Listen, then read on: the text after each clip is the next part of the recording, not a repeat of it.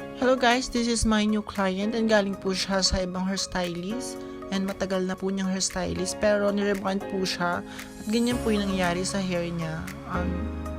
Dry and frizzy na po siya. And then, ayan po yung hair niya after ma-clarifying shampoo. Makita niyo po yung talagang status ng hair niya.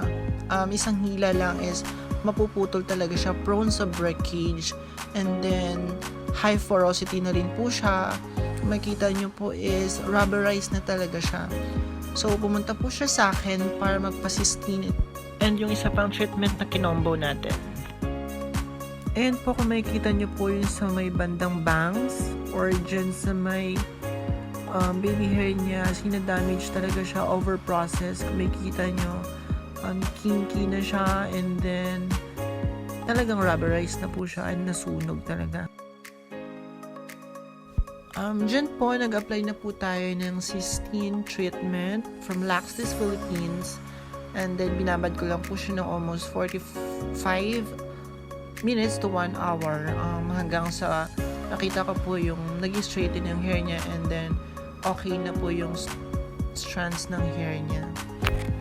As you can see, after ng ilang minutes na pagbabad, binalikan ko po yung hair niya, and then nag-reapply po ako ng cysteine treatment ng gamot, and then minimosify ko po siya ng maigi para po properly distributed po yung gamot, and then malagyan po lahat ng hair niya. Ayan po yung ginagamit ko, yung argan oil infused assistance system, formaldehyde free from Laxtis Philippines.